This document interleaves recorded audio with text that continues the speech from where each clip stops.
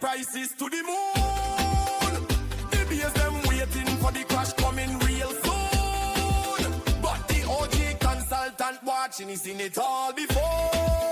Over 40 years in the game, he knows the real score.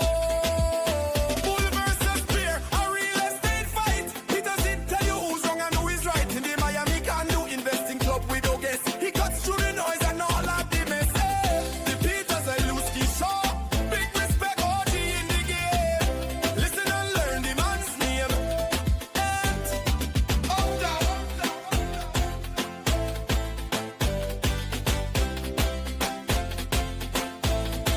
Peter Zalewski Show. Happy Wednesday, Miami. This is the Peter Zalewski Show, a conversation about what's going on in the real estate market, South Florida area. Normally, I do a one-on-one conversation with somebody I think you need to know. It doesn't matter if you were born and raised here, you've been living here for a while, you're thinking about moving down. This week, though, we're going to do another special. If you remember last week, we celebrated our 20-year anniversary of Condo Vultures, brought on some of the people who were actively involved back in the day when we were getting it together. This week, we are going to introduce you to Brickell Avenue and its condo market. We're going to take you through the decades. Ever since the Florida condo law was created in 1963, a lot of stuff's been changing on Brickell Avenue. Brickell Avenue is probably the most popular place for condominiums in terms of total units. There might be some other areas that are more desirable, such as maybe South Beach or Sunny Isles Beach or Fort Lauderdale Beach.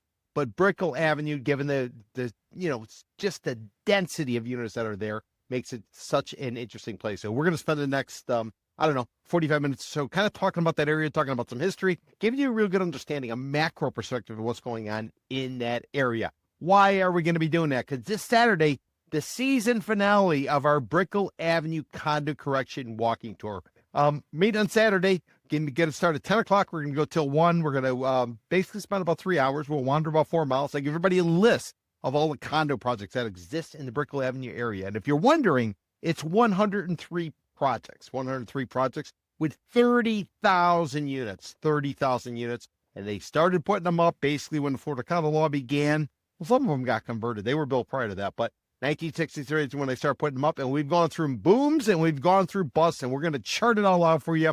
We're going to tell you by decade what was going up. We're going to name the oldest building in the Brickell Avenue area, oldest building.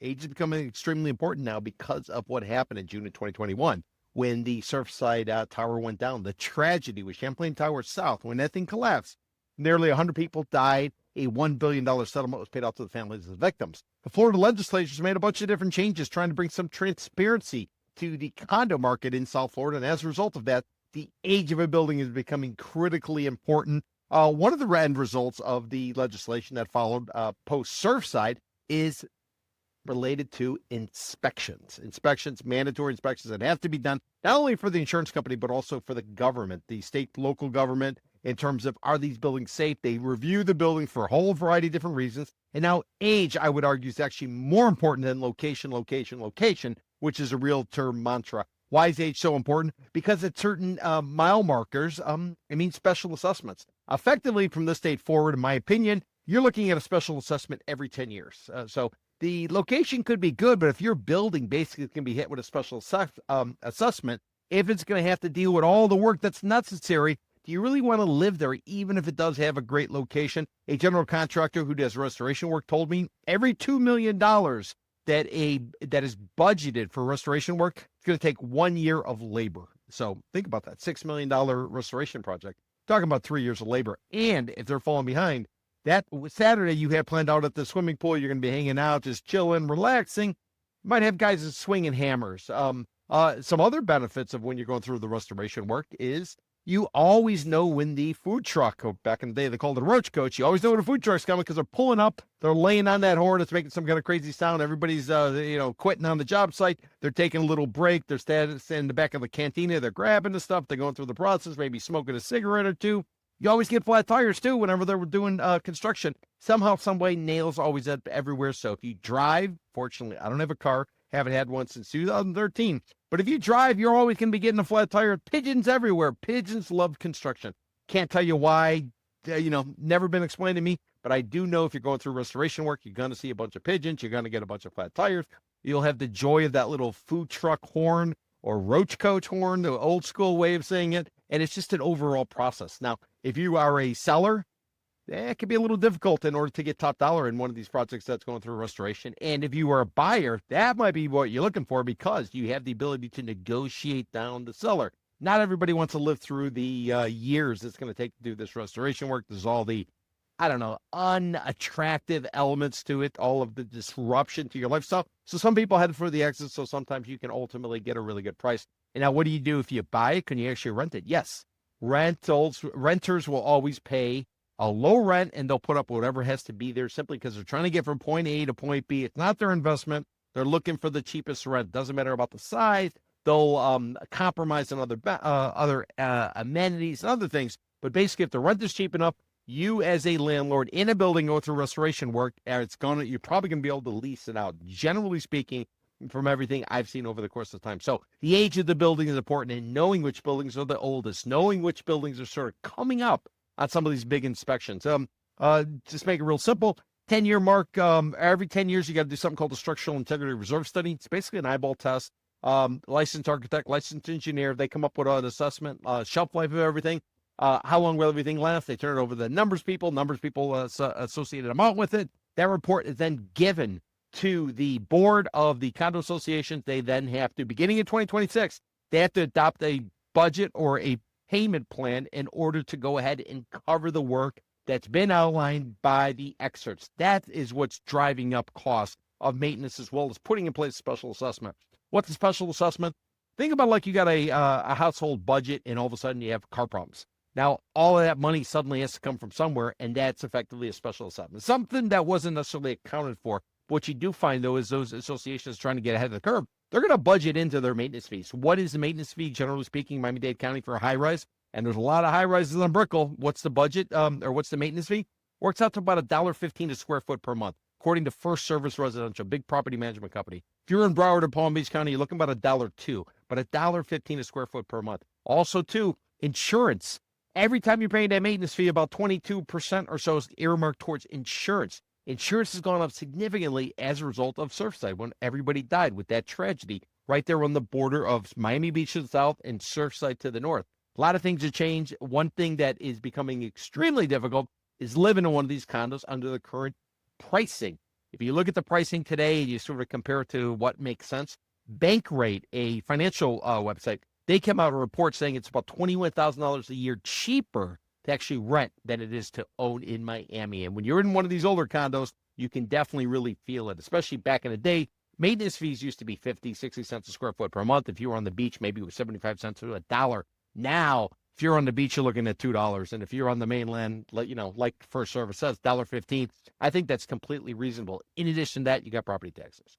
In addition to that, you have to deal sometimes with some people are a little bit entitled, so it can be a little bit of a challenging situation. But there's always opportunities, and if you are an investor, you're looking to take advantage of it. I will tell you, good news, we are in a deteriorating buyer's market in the Brickell Avenue area, and also, too, when you get over a certain price point, nothing is selling. Despite all the hoopla you're hearing about this guy's coming to town, and that guy, and this woman, and this famous person, it's not having that much of an effect on the Brickell Avenue condo market. In fact, Greater Downtown Miami overall, again, it's in a buyer's market. Advantage buyer if you're going in to negotiate. And now we're coming up to the end of the critical winter buying season. Winter buying season goes from November through April. Typically, this is a time when people come to town. They come for an event. They come for a vacation. They come for a cruise. While they're here, they sort of get the bug. They think, maybe I ought to buy a place. I can rent it out. Maybe I can retire here. Maybe I can relocate here. They start looking. Ultimately, by the time they get a place under contract, by the time they get the cash ready to go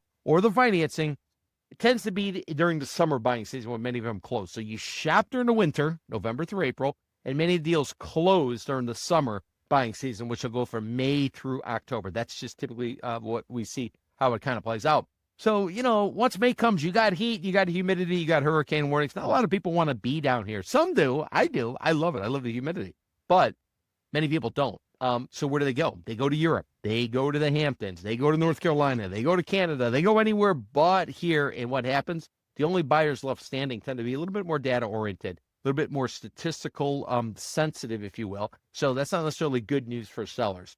In the winter, you're going to find many more emotional types of buyers who have this dream of waking up and walking on the ocean. During the summer, you got more of the grinders and the bean counters are going to go in there kind of figure it out. So these are some of the things that, sellers are up against right now. And as I said, it's a buyer's market. The cost of condo living is excessive. And as a result of that, you got sellers dying on the vine. They're dying on the vine simply because nobody wants to pay the price that these sellers think the place is worth. Now, remember back to 2021, 2022, 2023, when everybody wanted to come to Florida. Why? We're going through the pandemic. Blue states, they had mask mandates. You had to wear a mask. Some people said, sure, that I don't want it. So they moved down to Florida. Florida said, come on down. You don't have to wear a mask. You don't have to do anything. You can come down here and you can work from home. We all remember it. Work from home. Wall Street came. Silicon Valley came. They all loved it. They bought their condos. After they outbid eight other people, they got the right to overpay. And now many of them gotten called back. Whether you're on Wall Street, get your ass back in the office, or you're in Silicon Valley. Hey, let's go. We got to work on AI. These people have left. And what they're doing is they're trying to rent out the properties. Problem is there's a big disconnect. There's a gap. What you need to cover your costs versus what the place will rent for, completely out of whack. So these people are trying to head for the exits. They can't get it. Lowball offers are coming in. They're saying, I got gold. Why would I sell? My kid is on the honor roll. My other kid's great at soccer. I got the best car. My significant other's good looking, yada, yada, yada. But then the moment of religion, the religious moment comes and they realize, I better kind of head for the exits. And that's what every single seller seems to go through inevitably along the way. So in anticipation of all that, we're doing our walking tour on Saturday. We'll walk you around. We're going to give you a list of 103 condo projects. We're going to talk to you about pricing. We'll help you identify condo projects, how to analyze them, how to figure out what is opportunity, what is a value trap. We'll walk you all through it. We'll give you some numbers. We'll give you some indicators. We're big believers. You find a building, and once you got the building, then you sit back and you wait for the units to sort of come within the price range that you want. Remember, 4 deals done in a building will reset the entire building. That's based on a commercial property appraiser that I did an interview with. That's what she says. She says it takes 4. So you get 4 done, everything gets repriced. And right now it's getting repriced downward because there's too much supply and not enough transactions to kind of make up for it. And the transactions that are occurring, they're occurring at a lower and lower price. So it's a really good time to be a buyer. If you're a seller, you better buckle up because it's going to be a very challenging summer, given the fact we got the FIFA World Cup. Miami's hosting some matches. June, July, everybody's going to be focused on soccer, football, whatever you want to call it. Miami's hosting some matches. We have plenty of people in town, at least so they say. We'll see. International passenger traffic at Miami International Airport in 2025, it was down for only the fourth time in 20-something years. It was down. Why? Some people say affordability. Other people say we got a pop-up detention center located in the middle of the Everglades called Alligator Alcatraz. It's located 50 miles due west of Brickell City Center. Just to give you a thought, if you think about it, it's on 8th Street. Maybe people don't want to come from abroad because, they don't like the idea of some guy jumping out with a mask, grabbing them, throw them in the back, put them in a detention center while they figure things out. So, that's a real thing, a chilling effect potentially. In fact, the Miami Realtor Association, they did a study and they found that 52% of pre-construction sales, this is a report as of November, 52% are coming from abroad. More than 1 out of every 2 pre-construction condo sales is going to be done by somebody who does not live in the United States. And 86% of that is coming effectively from Latin America. So in South Florida, Latin American buyers are a huge component of what ultimately drives the market. If you are an owner, you're domestic, you need to sell it for somebody. Chances are you might be selling it to a foreign national. Because remember, 52% of the pre-construction. So I would assume it's going to be similar on the resale side. Now suddenly, if that crowd's not coming, who are you going to sell this product to? How are you going to bolster your price? How are you going to get the trees to grow to the moon if you're suddenly cutting off a big segment of your potential marketplace? And why do I bring all that up? Because international buyers love Brickell Avenue area. Brickell Avenue area has really taken off. I remember during the Great Recession days, we would hang out in a place called Blue Martini. We'd be having some drinks and we would say, listen, if they ever start charging a cover to get in here, the market is back. There was nobody on the street. Everything was negotiable. And then we had our little run up right after the pandemic. But now we're kind of pulling back and you're starting to see people sort of reconsider whether or not they want to be here. Maybe think about whether or not they should go elsewhere. So if you're interested in Brickell Avenue Market this Saturday, make sure you come out. You guys want information on how to get tickets? MiamiCondo.club. Up at the top, you'll see tours, or you simply go to the ticketing brokerage agency we use. It's called Eventbrite. You can find tickets by going to miamicondoclub.eventbrite.com. Now, let's jump into the Brickell Avenue market. We're going to give you an overview. We're going to give you a great macro understanding of what exactly is, what's that market all about? How do the units kind of break out? What should you be looking for? So we're going to walk you through all that type of stuff. So I'm going to start off. I'm going to pull up a map. We'll give you guys a good definition of kind of what all of this is, and we'll kind of take it from there. Here we go. Let me share my map with you. Make sure we're all on the same page. Here we go. And you should be seeing the Brickell Avenue area. Here we go. All right. Put my nice little image on there. Let's see. So we are going to shape it up a little bit. There we go. Now, what are we looking at? Anybody unfamiliar with South Florida, especially Miami-Dade County? That's going to be the airport over here. Normally, if you go wide, you can see it. That will be Miami Beach over here. This is going to be Port of Miami. This is where you're catching your cruise. This is Star Island. This is where you're going to have, that's where Diddy was. If we all remember Diddy. Diddy was on Star Island. So this is Star Island. Then you're going to have Virginia Key. This is the water treatment center. This is where the Sea Aquarium is. This is where, you have beaches. You got Hobie Beach, stuff like that. If we go down a little bit, you're going to have Key Biscayne, a real popular place for those people who, especially from abroad, who want to come here. They want to live in an island. They want a little small town community, and they don't mind dropping top dollar. That'll be Key Biscayne. And then finally, we'll get into Coconut Grove. So Coconut Grove is going to be over here. So for Greater Downtown Miami, the way we call it, and we were the ones who sort of put the name on it, Greater Downtown Miami. Part of that used to be called Greater Miami. And the boundaries were all based on a taxing agency called the Miami Downtown Development Authority. We came up with physical boundaries in order to sort of calculate this thing out. Remember, I just celebrated 20 years doing Condo Vultures. And what we're doing with Condo Vultures, we were basically collecting data. We were trying to bring some sort of parameters to the markets, try to set up some guardrails to be able to understand it better. So for Greater Downtown Miami, it's going to be this Julia Tuttle Causeway. And if anybody is wondering about that, this road will ultimately take you to Miami International Airport. If you were to go this way, you'd end up around the Fontainebleau or the Faena district. You guys can see the Faena right there. So that's going to be the northern boundary. That'll be the Julia Tuttle Causeway. And then we're going to go all the way down here to the Eddie Rickenbacker Causeway. You guys see that? Eddie Rickenbacker Causeway. If you're wondering who was Julia Tuttle, who was Eddie Rickenbacker, Julia Tuttle was a woman who's owned a bunch of the north bank of the Miami River. Here's the Miami River right here. Let me zoom in a little bit. So that's the Miami River right there. So Julia Tuttle owned a bunch of land over here, and she convinced Henry Flagler, guy who was a partner with John D. Rockefeller in a company called Standard Oil. So Henry Flagler, his role was the logistics. He handled the trains and moving the fuel and stuff like that. So he kind of knew it. Ultimately, when he bows out, he's a billionaire. He bows a billionaire for, back then. In today's dollars, he bows out, spending time with his wife. Wife gets sick. He goes to St. Augustine with her. The doctor says good weather or warmer, a better climate will be great for her. He goes to Jacksonville, is disgusted effectively in St. Augustine by the hotels, which is where ultimately he went. Builds his own hotel because he knew the railroad industry from his Standard Oil's days. He starts putting together these little private individual railroads, puts them all together. Eventually, he talks to somebody who works for him. The guy turns him on to this beach area, which ultimately would become Palm Beach Island. Flagler brings a train all the way down to West Palm Beach. They build up Palm Beach Island. He brings a boutique hotel, a bourgeoisie hotel. He dots the coastline with these types of hotels. And ultimately, Julia Tuttle, who this causeway is named after, she deeds him dirt in order to have him bring his train all the way down. So he does it. He comes down and he builds his hotel. It's called the Royal Palm. He sets up his hotel right in and around this area. If you want to know what that is, that's like the Aston Martin. That's like the One Miami. That'll be like Met One. It's going to be around the Hotel Intercontinental. This is where the Royal Palm Hotel is ultimately set up, and they're able to make things happen.